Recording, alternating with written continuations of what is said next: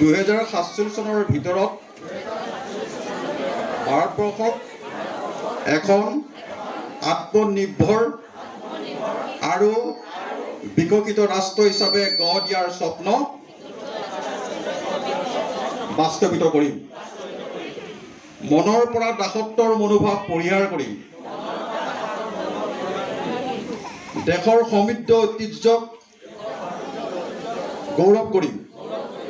দেশৰ একতাৰ বান্ধোন সুদৃঢ় কৰিম আৰু ৰাষ্ট্ৰৰ সুৰক্ষাত নিয়োজিতসকলক সন্মান জনাম।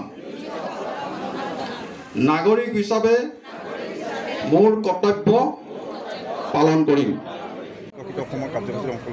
ভাৰতৰ যশস্বী প্ৰধানমন্ত্ৰী নৰেন্দ্ৰ মোদী ডাঙৰীয়াৰ মাৰ্গদৰ্শনত আৰু অসমৰ জনপ্ৰিয় মুখ্যমন্ত্ৰী ডক্টৰ হিমন্ত বিশ্ব শৰ্মা ডাঙৰীয়াৰ পৃষ্ঠপোষকতাত সমগ্ৰ অসমতে বিকশিত ভাৰত এই কাৰ্যসূচী আৰম্ভ হৈছে। আজি এই কাৰ্যসূচী আমাৰ মাধৱপুৰত অনুষ্ঠিত হৈছে। ইয়াৰ আগতে আমাৰ কুচুৱাত ইতিমধ্যে আমি কৰি আহিছোঁ। ইয়াৰ পৰৱৰ্তী এতিয়া মাধৱপুৰত আমাৰ চলি আছে। আজি আমাৰ গ্ৰাম্যাঞ্চলৰ সেই লোকসকল সকলো পুৰুষ মহিলা আজি আহি ইয়াতে সমবেত হৈছে পঞ্চায়তৰ অন্তৰ্গত। ইয়াতে হৈছে কি আমাৰ যোৱা সময়খিনিত ভাৰতৰ মাননীয় প্ৰধানমন্ত্ৰী নৰেন্দ্ৰ মোদী ডাঙৰীয়াই দৰিদ্ৰ সীমাৰেখাৰ তলৰ যিসকল লোকক বিভিন্ন আজি উজ্বলা ক্ষেত্ৰতে কওক বা অন্যান্য আমাৰ আয়ুষ্মান ভাৰত কাৰ্ডৰ ক্ষেত্ৰতে কওক, বিভিন্ন ক্ষেত্ৰত কৃষি ক্ষেত্ৰতে কওক বা আমাৰ প্ৰধানমন্ত্ৰী বিশ্বকৰ্মা যিটো আঁচনি, এনেধৰণৰ যিবিলাক উন্নয়নমূলক আঁচনি আমাৰ ভাৰতৰ গ্ৰাম্যাঞ্চলৰ লোকসকলৰ কাৰণে আগবঢ়াইছে, সেই আঁচনিসমূহ বিশেষকৈ আমাৰ অসমত, বিশেষকৈ আমাৰ মাধৱপুৰা পঞ্চায়ত ৰহা সমষ্টিৰ অন্তৰ্গত বিভিন্ন প্ৰান্তত সেই আঁচনিসমূহ সঠিকভাৱে আমাৰ ৰাইজৰ মাজলৈ গৈছেনে নাই, সেই আঁচনিসমূহৰ জৰিয়তে আমাৰ সৰ্বসাধাৰণ দুখীয়া ৰাইজ উপকৃত হৈছেনে নাই, এই গোটেই কাৰ্য ব্যৱস্থাখিনি নিৰীক্ষণ কৰিবৰ কাৰণে, ইয়াৰ ওপৰত যাৱতীয় ব্যৱস্থা ল'বৰ কাৰণে অসমৰ মুখ্যমন্ত্ৰী ডক্টৰ হিমন্ত বিশ্ব শৰ্মা ডাঙৰীয়াৰ নেতৃত্বত আজি সমগ্ৰ গ্ৰাম্যাঞ্চলত পঞ্চায়তে পঞ্চায়তে আজি এই আমাৰ এই কাৰ্যসূচী ৰূপায়ণ কৰা হৈছে। গতিকে ইয়াতে আজি আহিছোঁ আমাৰ নগাঁও জিলাৰ আমাৰ বহুকেইটা গুৰুত্বপূৰ্ণ বিষয়, আমাৰ DIC, ছ'চিয়েল ৱেলফেয়াৰ, আমাৰ কৃষি বা আমাৰ বিভিন্ন বিভাগসমূহ আমাৰ ইয়ালৈ আহিছে, আহি পেলাই আমাৰ সৰ্বসাধাৰণ ৰাইজক এই আঁচনিসমূহৰ বিষয়ে অৱগত কৰিছে আৰু কেনেকৈ উপকৃত হ'ব পাৰি, কেনেধৰণে আবেদন কৰিব পাৰি।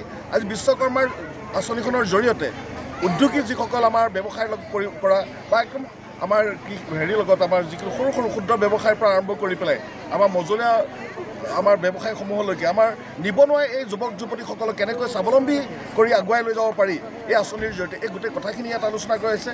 আজি কৃষিৰ ক্ষেত্ৰত আজি PM আঁচনিৰ জৰিয়তে, PM কিষাণ আঁচনিৰ জৰিয়তে কেনেকৈ কৃষকসকলক উপকৃত কৰিব পাৰি, কেনেকৈ কৃষকক বীমা কৰিব পাৰি, আজি আমাৰ মহিলাসকলৰ পুষ্টিৰ ক্ষেত্ৰত কেনেধৰণৰ, এই গোটেই কথাখিনি আমি খুব সুন্দৰভাৱে ইয়াতে আলোচনা কৰা হৈছে। ইয়াৰ জৰিয়তে যথেষ্ট ৰাইজ উপকৃত হৈছে। আজি প্ৰত্যেকটো লাইন ডিপাৰ্টমেণ্ট আজি ইয়ালৈকে আহিছে।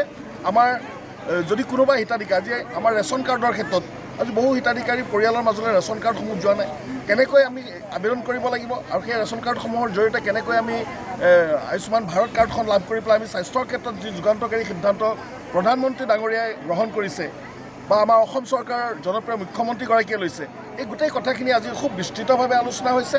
আৰু মই ভাবোঁ এই আলোচনাৰ জৰিয়তে সক্ৰিয়ভাৱে আমাৰ সমূহ ৰাইজে এই কাৰ্যসূচীত দলে বলে আহি পেলাই যোগদান কৰিছে আৰু ইয়াৰ জৰিয়তে আমাৰ সৰ্বসাধাৰণ কৃষক ৰাইজ, সৰ্বসাধাৰণ দুখীয়া লোকসকল বা আমাৰ যিসকল নিবনুৱা যুৱক যুৱতীসকল উপকৃত হ'ব বুলি মই আশাবাদী। ইয়াৰ পিছত কোনটো পঞ্চায়ত? ইয়াৰ পিছতে আমি গেৰজাৰপন পঞ্চায়তত গৈ আছোঁ, তাতো এনেধৰণৰ ব্যাপকভাৱে এই কাৰ্যসূচী ৰূপায়ণ কৰা হ'ব।